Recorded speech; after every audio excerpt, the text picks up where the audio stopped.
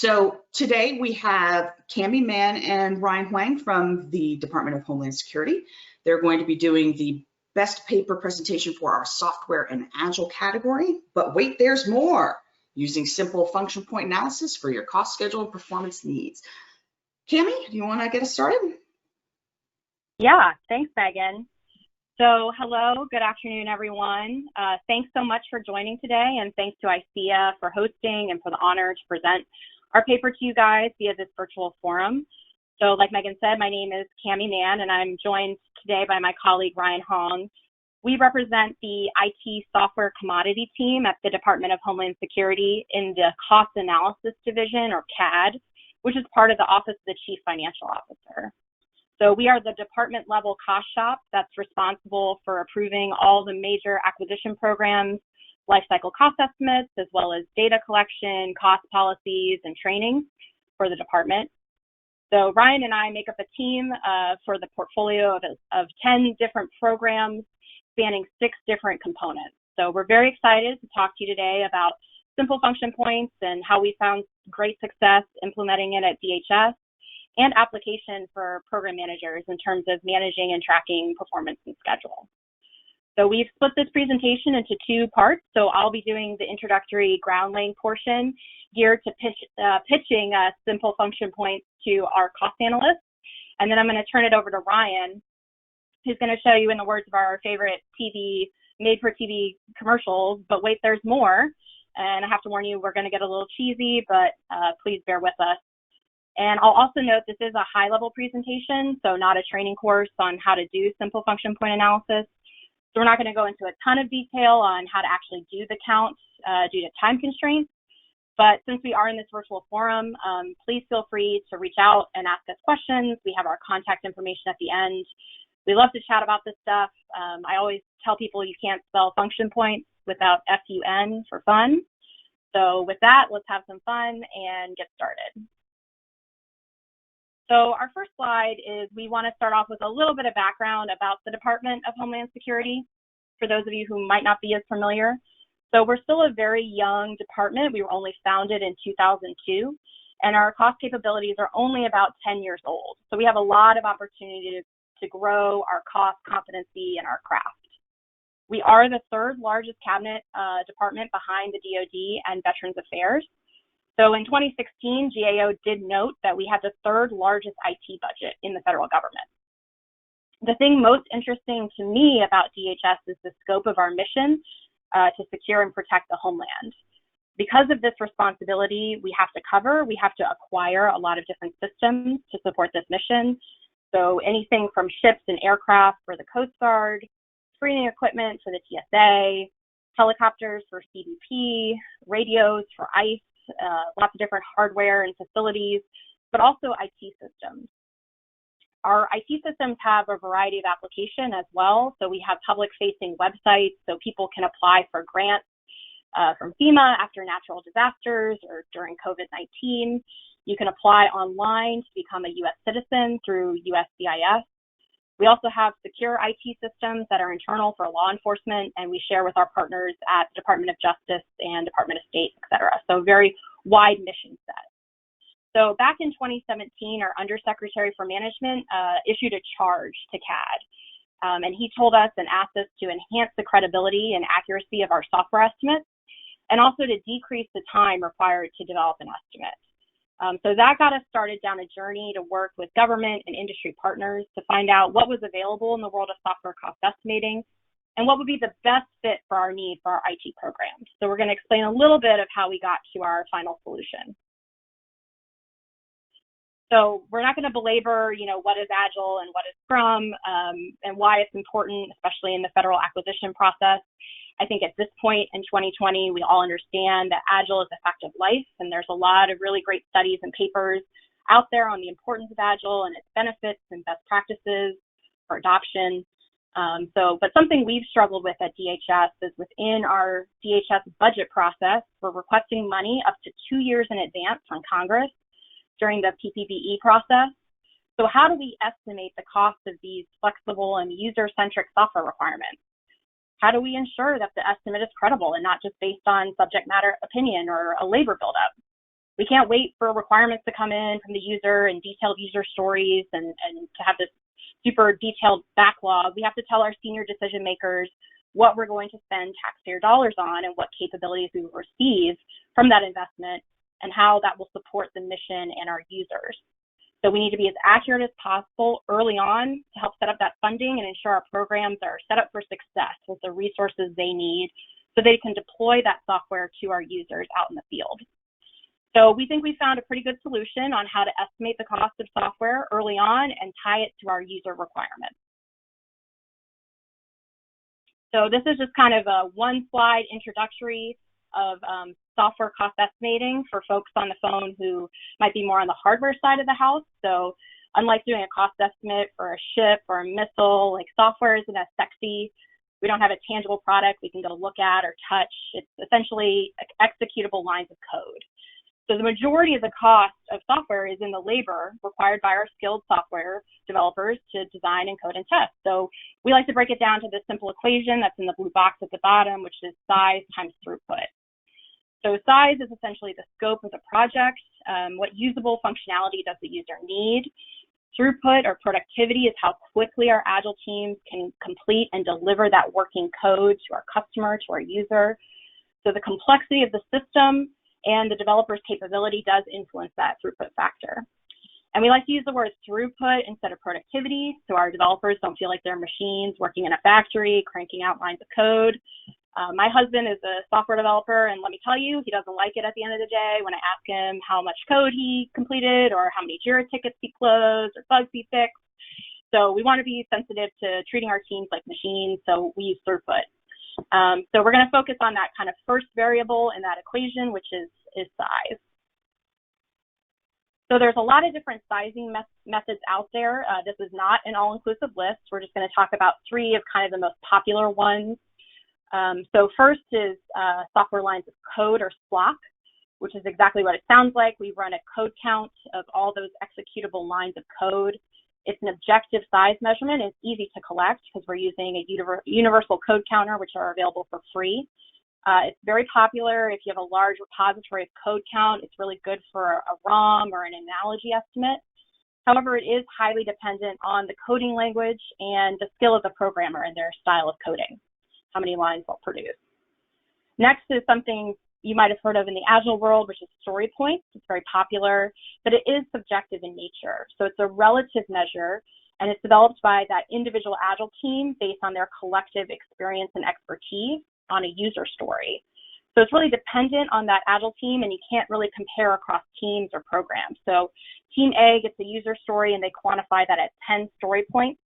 Team B might get the same user story and quantify it at 2 story points. So again, you can't compare across those teams.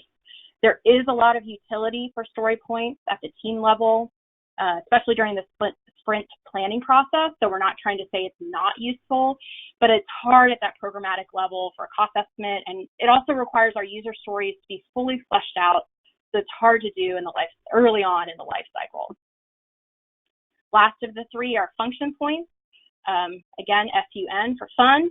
And so that's a standard unit of measurement for functional size. So it's a precise measurement about the software size, how that's designed, and it removes the ambiguity from the consideration of the software. So function points were first introduced in the late 1970s, and they're governed by an organization called the International Function Point Users Group, or IFPUG, and that was established in 1986. So function points are an ISO standard, and they're used around the world for a variety of different things. So a function point at DHS is the same as a function point for a startup in Brazil, is the same as a function point in the Netherlands, same as a function point in China. So it's comparable at the program level. It's also agnostic to the coding language or the technical solution. And again, it measures the functionality requested and received by that user. So it's similar to saying my house is 2,000 square feet. It's 78 degrees Fahrenheit outside. My suitcase weighs 49 pounds at the airport. A project is 2,000 function points. So it's a standard unit of measurement. And since function points have been around for over 40 years, there's a large repository of historical IT project size and throughput data available through the International Software Benchmarking and Standards Group, or ISBAG, ISBSG. So there's a lot of data that's available, and it has been around for that long time. So during our research process, and what we took back in 2017, DHS landed on function points as our preferred metric for sizing because it is objective and it's tied to the user needs and those functional requirements. There are some downsides to function points. We definitely want to note there are some caveats, and that kind of led us towards simple function points. So here's where I get to my, as seen on TV commercial. I'm trying to pitch this to you as a cost estimator on why you should want to use simple function points. So you're this poor gentleman here holding your head in your hands. You say, I don't have a large repository of flock. T-shirts are never in my size when I'm doing t-shirt sizing. And I'm intimidated by that 300-page IFPUG counting manual. So that's when I tell you simple function points are for you. So this is when you say, Cami, what are simple function points? How is this different than regular function points? Well, again, this is not a training on simple function points, just an overview. But a lot of drawbacks or caveats to the IFPUG function point analysis is it's very detailed and there's an extensive set of rules to identify all the components and the complexities. So it does require a detailed level of granularity for the data and a lot of documentation. A lot of people are intimidated or cautious because there is this very long counting manual and rules. It can be a little confusing. There's an intensive certification exam. There's a lot of long trainings. So I think a lot of people are then turned off from it. Maybe go then with a labor estimate or some sort of other buildup. However, our environment now, we need some sort of fast sizing method that we don't need really highly specialized skill and reliable results. So back in 2014, an Italian research team developed simple function points. It was actually acquired by IFPUG in September of 2019. So that's great news that this is being accepted by the IFPUG organization. So this Italian research team, their goal was to define a new measurement that was consistent with IFPUG, but it was easier to apply and easier to learn. So a simple function point takes those 5 IFPUG components that you can see on the left-hand side of your screen with those complexities, and it simplifies it down into 2 components. So we no longer have to differentiate if it's an output or an input or inquiry. It's just a transaction. And then we do have that research material and white paper if you'd like to see that on how this team came up with this method. So please email me and I'll be happy to share that with you. So as this name implies, it's a simpler way to perform the analysis. So instead of counting the complexities as low, average, and high, you have one weighting factor for 2 versus the 5 components, as you can see in this table. So it's a quicker, easier way and doesn't need all that detailed information and documentation to do the count. So we take it to the next level and we say, how can we identify these logical data groupings or elementary processes, those 2 groups? So we actually use our verbs that convey this action that the software needs to perform. So for this example on this slide, we have an action verb or word like approve. So when we need to approve something, what actions do we need to perform? We need to read or query the system. We need to update. So we say we approve or disapprove, and then we need to save it. So the real magic of our SFPA method is we use a pattern matching, which was developed by some of our friends at the NSA. So we map the action verb into transactions and save. So then each transaction is summed with that weighting, that 4.6 weighting, which comes from the research done by that Italian team, or a save, which is the multiplier of 7. So using, again, approve as our example, we have to approve a document in the system. So we're going to perform those 2 transactions, and then we're going to save it. So 2 times 4.6 plus 1 times 7 is equal to 16.2 function points. And that's based off of that action verb. So we have a lexicon of about 140 different action verbs that are mapped into these transactions and saves by an experienced function point counter. So all of these verbs do decompose into 1 or more transactions and saves.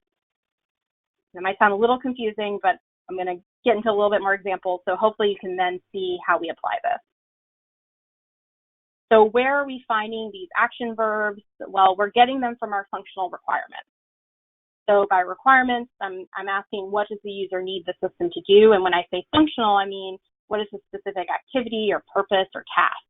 So we're not looking at any of our non-functional requirements, and by non-functional, I mean maybe our availability or our reliability, our security requirements, you know, what coding language are we doing this in? Is this in the cloud? Is this waterfall? Is it Agile? We're just looking at simply the functional requirements the user needs. So early on in the life cycle, we have these already established acquisition documents that are reviewed and approved as part of the systems engineering process. At DHS, we use the CONOPS, or the concept of operations, and that's broken down into the functional capabilities, and we have those business functions and our stakeholders. So these are requirements that are written in clear language from the user's perspective. And I'm actually going to show you on the next slide some actual examples from a real DHS CONOPS of some of the action verbs and requirements we use. So again, this document doesn't detail how we're going to develop it. We're just detailing how the functionality that the user needs. So once we are able to take these business functions, we can pull out those action verbs and break it down into our transactions and saves using our lexicon. And then we also are going to look at our stakeholders, because that relates to our interface count. And I'll show you how we pull out the interfaces. So if you don't have a CONOPS document that's written with these business functions, you could also use a functional requirements document, a requirements traceability matrix, user stories, any sort of high-level requirements that are developed early on in the life cycle that have those functional requirements from a user's perspective. So we are doing research currently on looking at different documents and comparing the count depending on the level of detail. So hopefully we should have something to share with you guys soon about some of that research we're doing. But right now we're finding a lot of utility, again, within the CONOPS. So bringing it all together, I'm one of those people that I like to see an actual example. It helps me put it all together. So on the left, you're going to see an actual DHS CONOPS from a real program. So it's listing out those functional capabilities. And you can see the way it's written. It's very easy to pull out those action verbs. So you can see for this system, we need to create user accounts.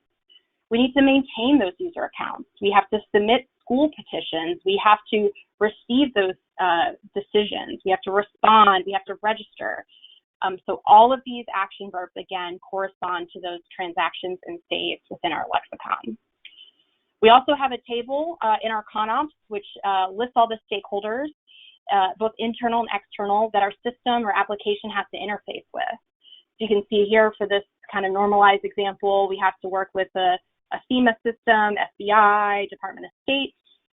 So we simply do a count of that because we want to account for that in our total function point count to account for that additional work that's needed to link with all these systems.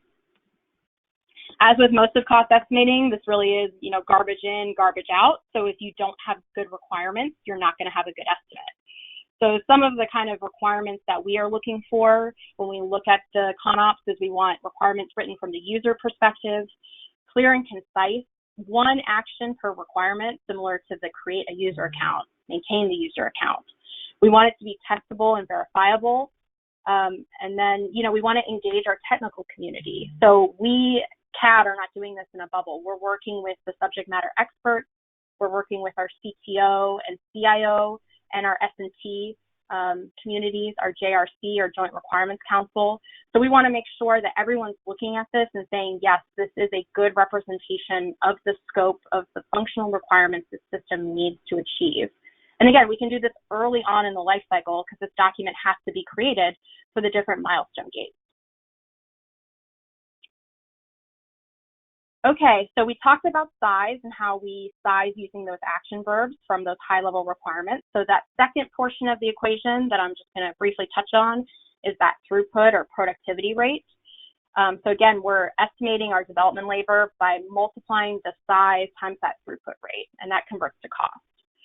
So like I mentioned previously, throughput is a factor of both complexity and the capability of the team. So a couple different things you have to consider: how experienced is your team, you know, how many developers make up your Agile team, what is the requirement complexity, are there certain security requirements, coding languages, etc.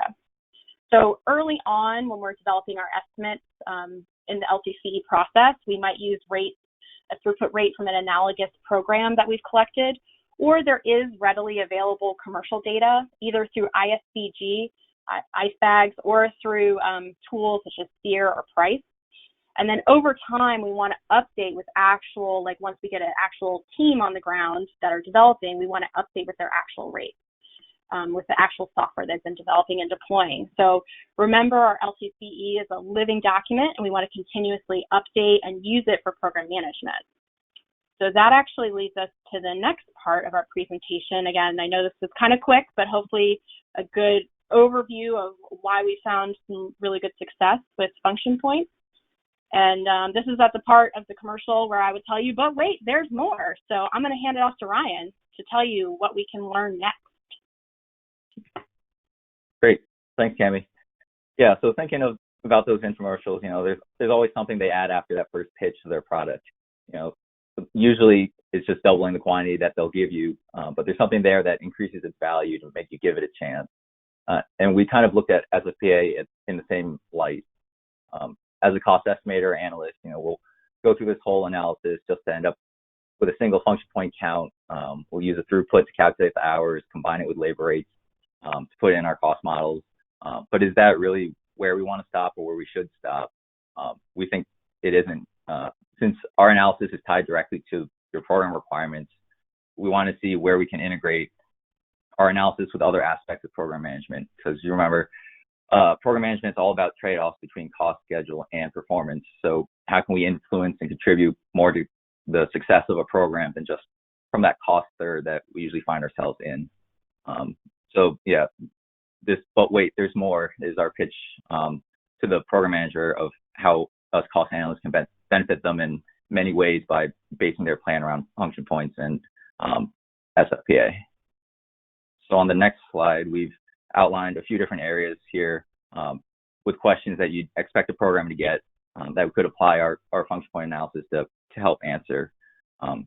Now, the analysis might be geared more towards programs in earlier stages when they're doing a lot of planning, but for more mature development, this could also serve as a good cross-check of their current strategies to see if things do make sense. You'll notice that the analyses aren't fully independent of each other as well.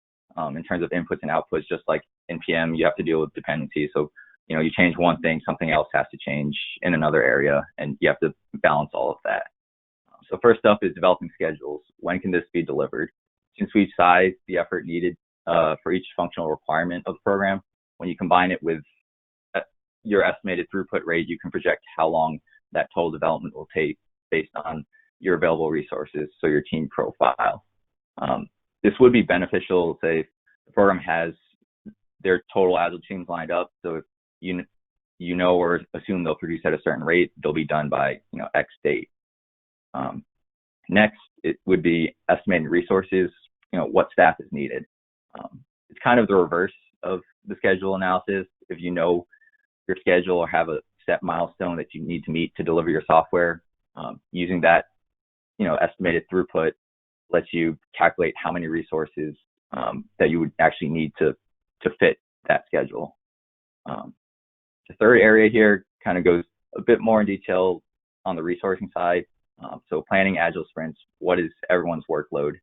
One of the difficulties we've seen working with our programs is they do tend to overplan the work they have in a sprint, leading to deferring requirements at the end, and then teams getting questioned or coming under pressure for seeming like they're not delivering, but in reality it was because their plan is realistic and they're trying to take on too much work.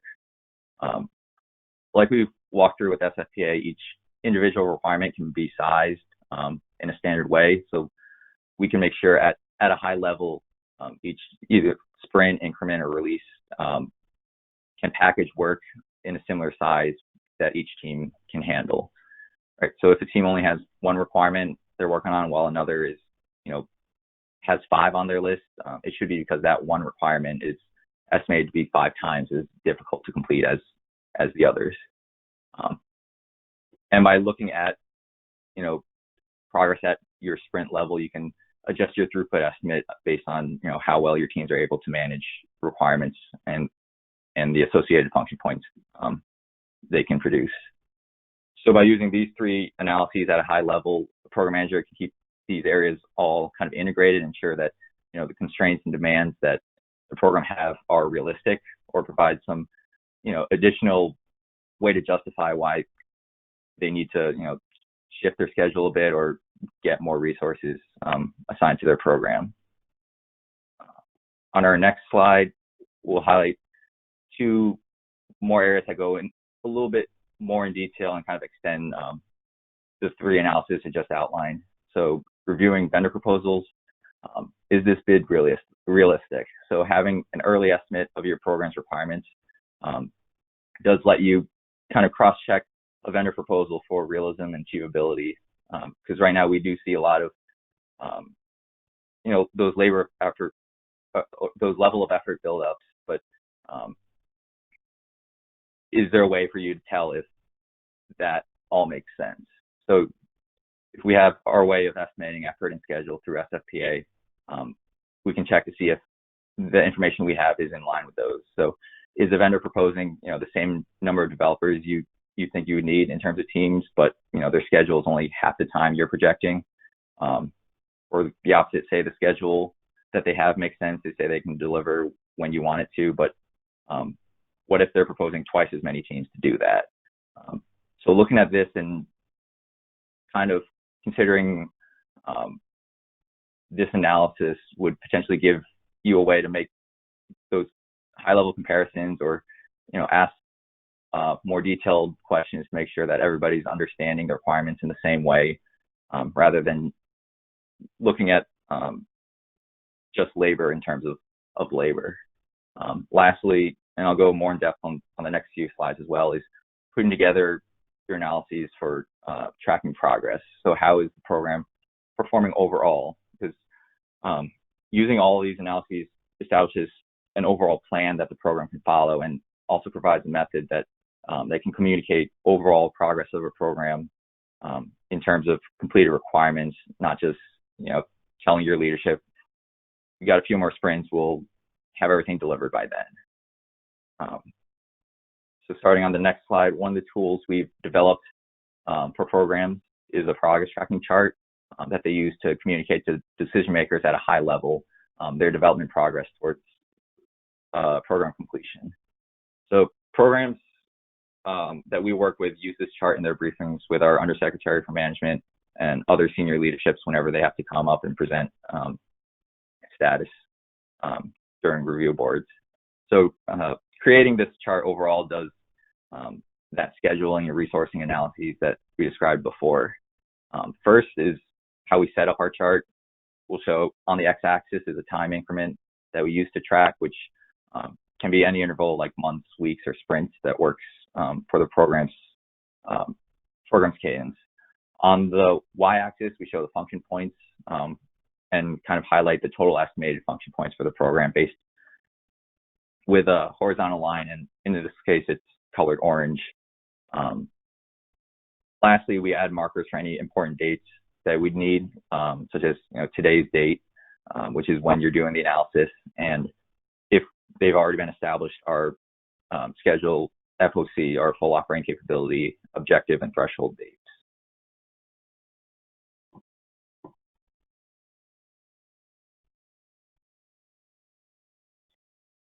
So next, when we go to construct a chart, the method kind of splits into two paths depending on how you're doing the analysis. Are we doing it schedule focused or resource focused? So method one is schedule. If you have your Agile team or staffing profile, you can take it and plot it on your chart to combine it with your throughput rate, and then use that data to project your schedule to see when you complete all requirements. And that completion date will be when you'll hit your baseline total of completed function points. Our second method is the resource approach.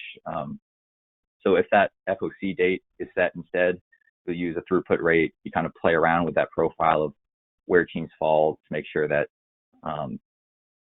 their throughput will match that schedule that you need to meet. So when you do that plot, we'll see on the next slide, we plot it as our dashed line to show, hey, this is our plan of our progress. One of the things is we don't need to keep that throughput rate constant. We can adjust it or change it over different time periods based on different situations. looking at right now, in quarantine is a good example of, taking your throughput, potentially adjusting how much you think your teams will develop and adjusting the chart and see what will happen going on from there. We found use in trying, this graphical representation to evaluate different scenarios or different inputs to assess schedule risk to programs. The last thing we'll add to the chart is the actual progress. It's your function points completed over time. So since our requirements all have function points assigned to them, once the program determines that, yes, this function has been met, it's tested, it's good to go, they can easily check it off the list to kind of give a cumulative total to plot. And comparing the actual progress of the plan also gives early indication of program status to allow adjustments before major issues kind of arise out of nowhere. The important thing to note is that this chart is just meant as a communication tool to kind of help tee up the discussions to make sure that decision makers know and understand what's going on, just at a high level. Because we know in Agile, priorities are always changing. So from the governance standpoint that we work on from our office, we don't focus necessarily on specific requirements, rather, the size of the overall effort to make sure that the progress that the program is making is, steady. And if not, those issues can be explained of what they're trying to do to adjust. So in this example, we see your progress is kind of below your planned line. So there should be some investigation or discussion to what's going on. Is the team actually underperforming, or are they taking on some of those more complex requirements that just have a bigger size assigned to them? So, in a little bit, they'll recover it pretty quickly. So all of this focus is just to work closely with programs and have open communication between all the different levels that you need to ensure success for the program. So now we'll take a quick look at some of the programs we've worked with at DHS to see how we've been able to apply SFPA. So Program A, this was one of the first programs that we've worked with to create a function point estimate. They had a well-written CONOPS that allowed us to understand and size the requirements that they had, and we found it was a great test case for estimating using SFPA to kind of prove its use in developing an estimate. The next program, a little bit different. Program B is much larger and a much more complex system. Interestingly, they did use function points to estimate a portion of their requirements. They actually used cosmic function points, which is just another standard method for sizing. We performed SFPA on the program's requirements and found that our estimates were actually fairly close. They were within 8% of each other. And for being able to get that close in the numbers in a much shorter amount of time, we believe that SFPA could work as a good cross-check that our office could use on a program office estimate as well to understand and size those requirements. And lastly, we have Program C, which as a program needed to develop a new estimate because they shifted to developing using Agile. So we were able to work with the program early to size their business functional requirements using SFPA. Their requirements were presented in a good way for us to understand each requirement, figure out what the actions were and size that. And using that estimate, we projected the progress using that schedule analysis to provide a recommendation for when the program should set their target for their FOC milestone. So from these three examples, we've been able to apply SFPA in most of the ways we've kind of highlighted, from just developing estimates, being able to do it early and quickly, as well as influence programmatic decisions based on the analysis we've done. Moving on from the analysis portion of SFPA, beyond just that, our efforts had a lot of different successes across the department. So first is the leadership support we've had. Just last year, we've had a memo from our CFO requiring all new major acquisition programs Those are level 1 or 2, or 300 million or above total life cycle, need to use function points as a functional size measurement. And along with that, there's been a lot of interest from leadership in discussions on program progress in relation to completed requirements, not just the plan that the program says they'll be sure that they're going to meet their schedule. And we've been working a lot to support that with our progress tracking, and making sure we can talk in terms of requirements.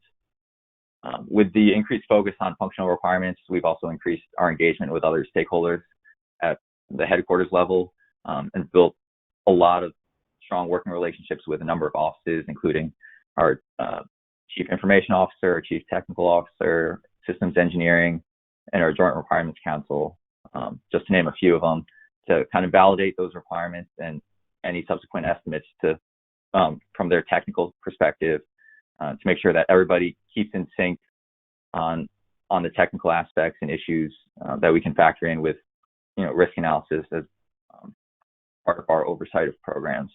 And overall, we're making sure that our lines of business continue collaborating, and don't kind of fall into stovepipes that would hinder programs being agile. So we've pushed function points and SFPA and DHS for almost 2 years now, and it looks like some of that message is starting to take hold in certain places. We've had at least 2 programs that I can think of that are in very early stages, that have come to us asking for information on sizing requirements, or have independently tried the analysis themselves and wanted us to take a second look or give a sanity check to make sure they're doing it correctly. And with that, we hope to see more as other programs are coming on board. Externally to DHS, we are one of the agencies standing up the Joint Agile Software Innovation, or JASI, cost IPT, if you've heard it, working with NSA and NGA. Through this government IPT, we currently have participation about, I think, 13 agencies, with over 50 analysts participating in our recent working groups. We're making progress within this group towards sharing software development data, best practices, as well as promoting using function points across government agencies. And additionally, we've done a lot of SFPA trainings with some of those interested agencies, and I'm sure some of you on this webinar have probably had us come present those materials to you as well fairly recently. Lastly, one of the ongoing efforts we've started is collection of size and throughput data from DHS programs. We're working about 5 to 10 programs in various stages of development and maintenance, to kind of get that information to help refine our sizing and throughput factors used for estimating, and have a repository of DHS data available to help our programs develop better estimates. So there's a lot of stuff we're working on and have going on, so stay tuned for more on that, hopefully in the near future. Next, kind of wrapping up a little bit, just a quick recap. We believe SFPA provides many benefits to Agile programs. It does allow them to develop estimates quickly and with a credible and defendable methodology that ties to their high-level requirements for the program. It can be done easily and early in the life cycle, and the analysis can inform many aspects of their program, allowing schedules and resources to be coordinated, having overall progress measured by the program and easily communicated to decision makers. It also strengthens the collaboration between different offices and keeps us all kind of speaking the same technical language, and balance between the high-level management view and the detailed program level operations.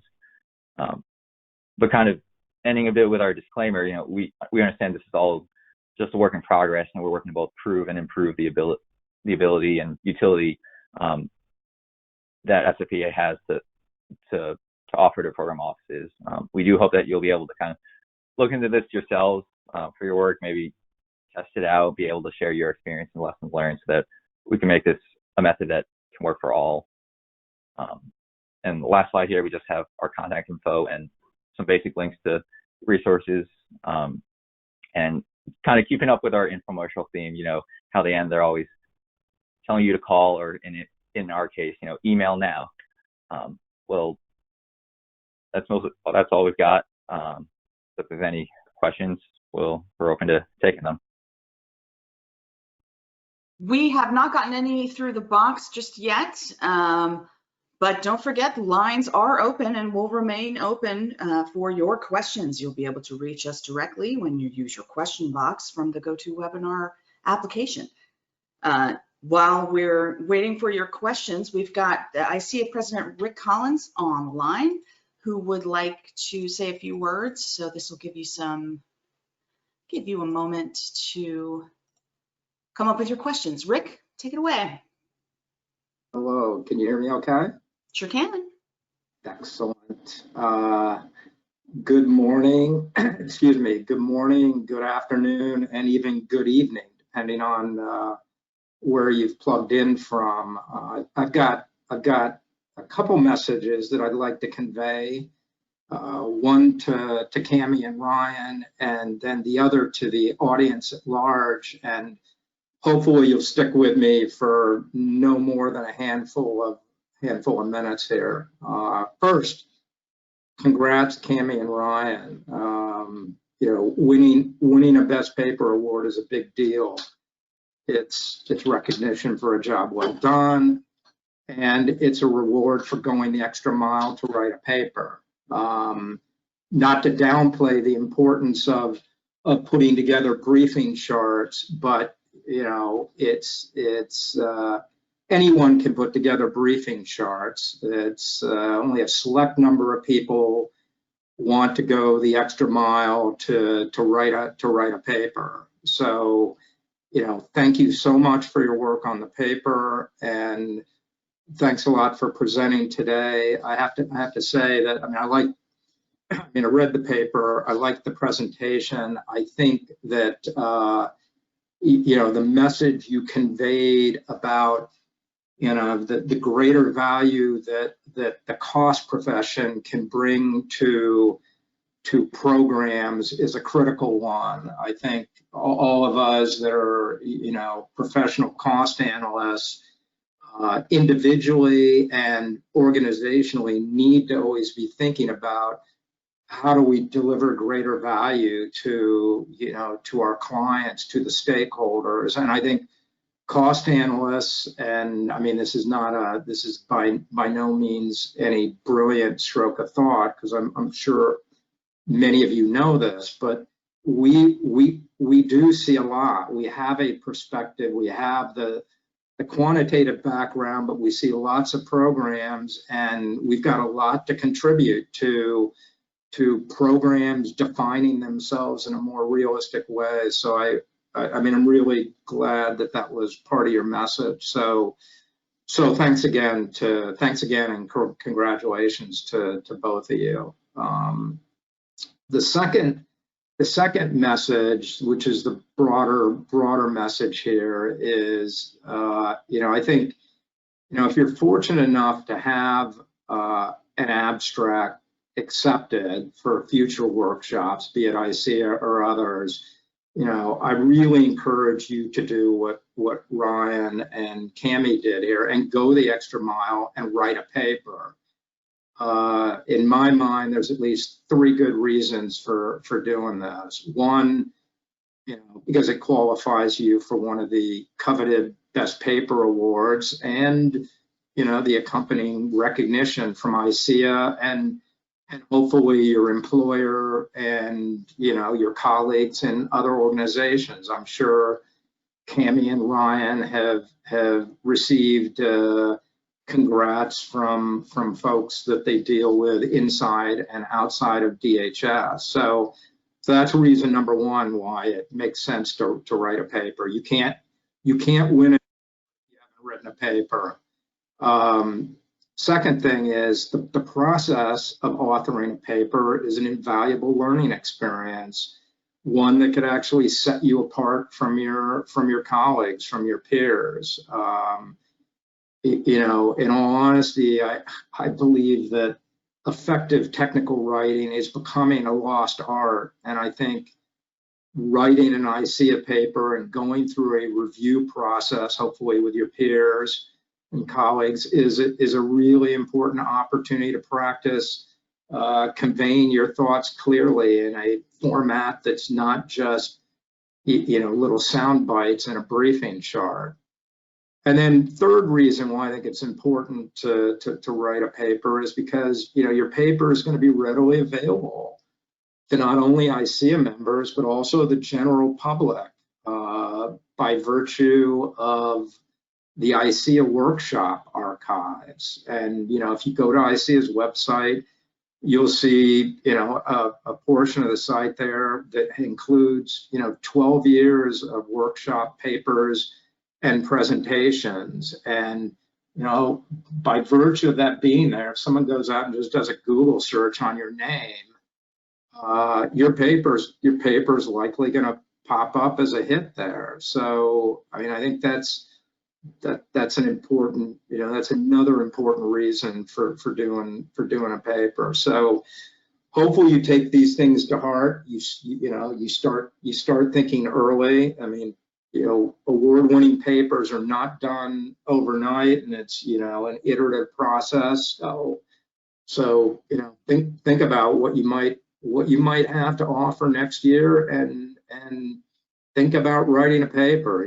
Assume you're going to write a good abstract and it's going to be accepted, and then get really serious about writing a paper. So I think those were the two key messages I wanted to convey. Megan, have you gotten any questions while I've been babbling? We sure have. We actually have 3, so I'm going to get ready to turn it over to Darren Keitler.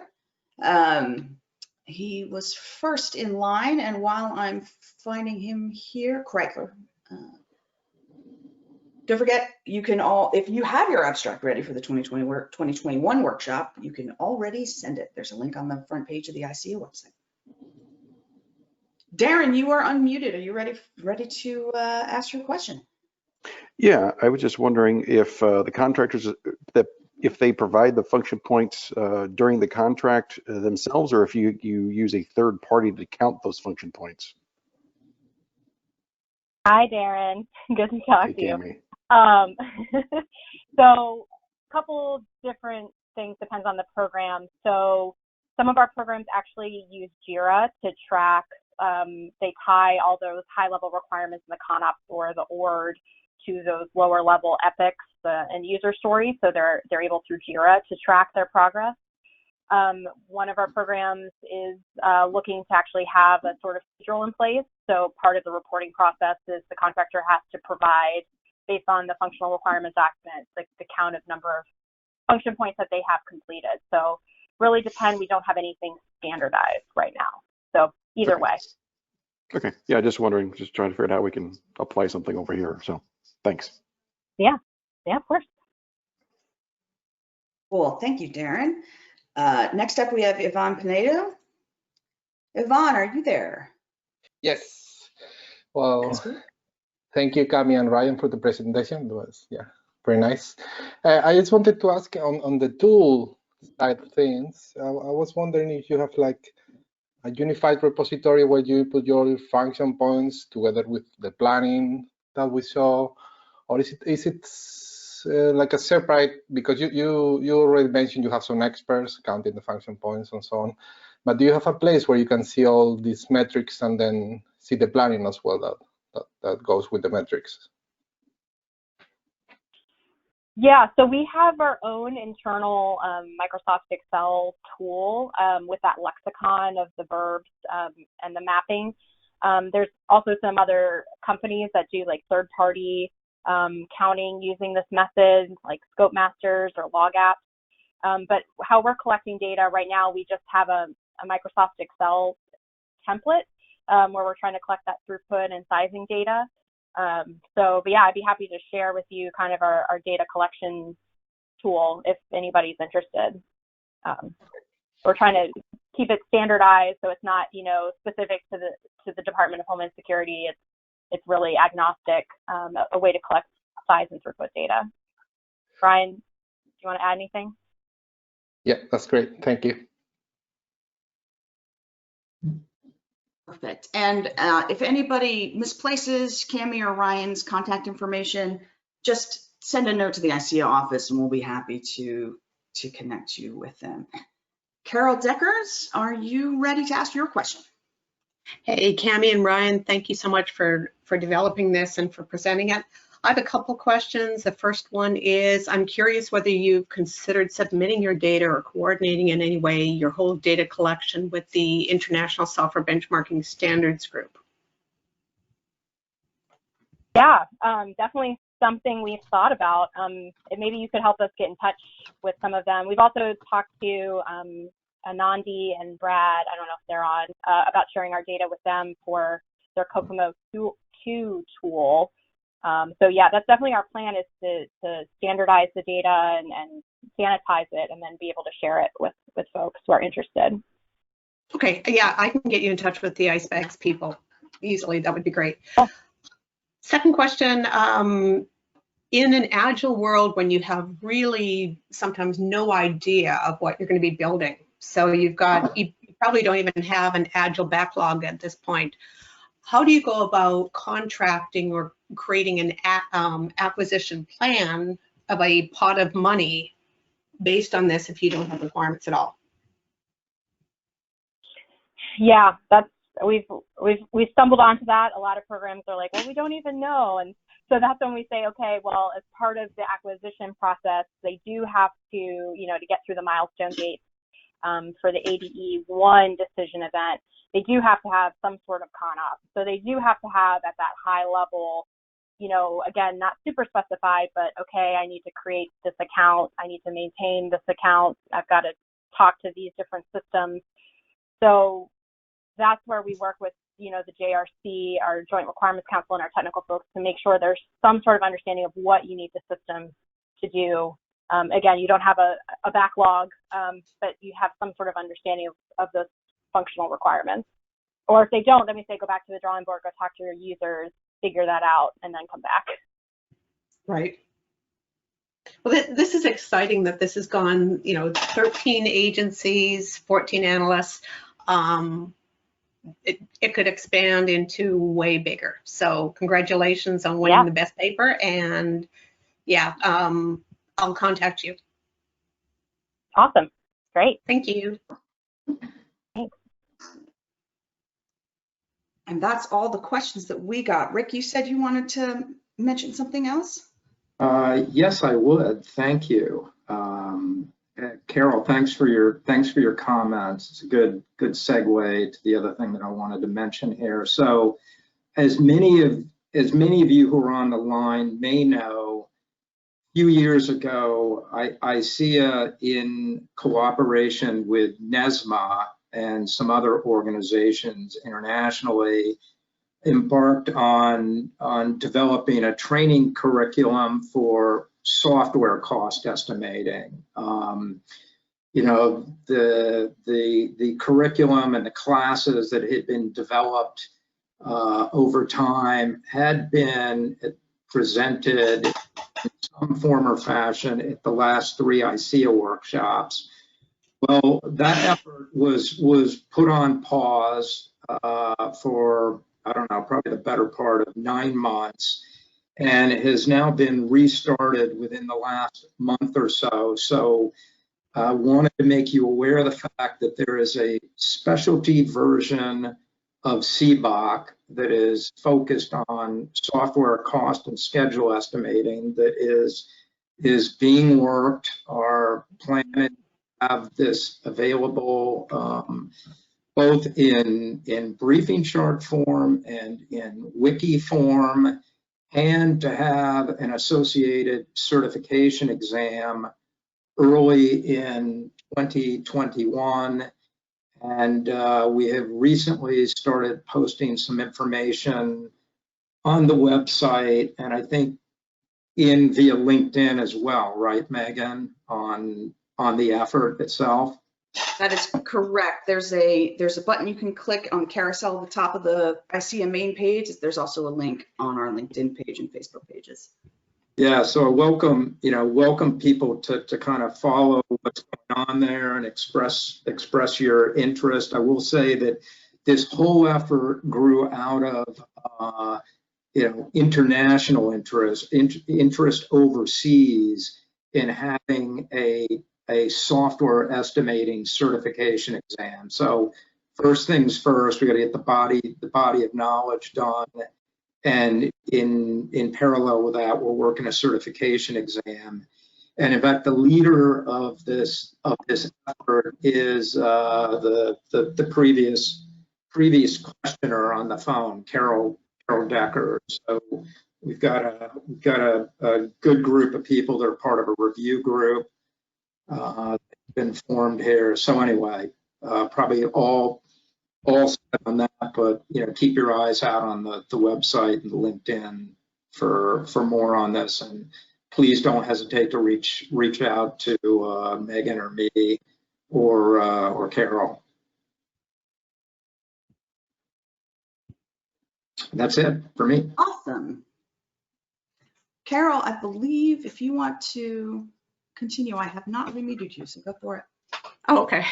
Yeah, I was just going to mention that, yeah, the group and the contributors is really wide. Rick alluded to that a little bit, that the Netherlands Software Measurement Association is part of it. The International Function Point Users Group is part of it, and we're going to reach out to a number of other groups. On the review group, we've got people from Kodak and Price and Boeing and quite a number of different places. So it's a worldwide initiative, and I'm excited to be part of it. That's it for me. Awesome. And that's anybody else, any of the panelists? Cami, Ryan, do you guys have anything else to say? Oh, thanks everybody for your time and the great comments and questions. Looking forward to hearing from everyone soon, and we will not charge shipping and handling for emails. No.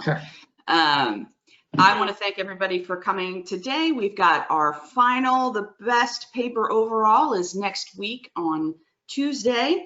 Brent Johnstone will be presenting that, and ICEAA is going to have a whole bunch more webinars coming out that we'll be announcing probably early next week, so you can look forward to those. Until then, it's great to hear everybody. I hope you are all well. Stay safe, stay healthy, stay sane, and be good to each other. Have a great afternoon.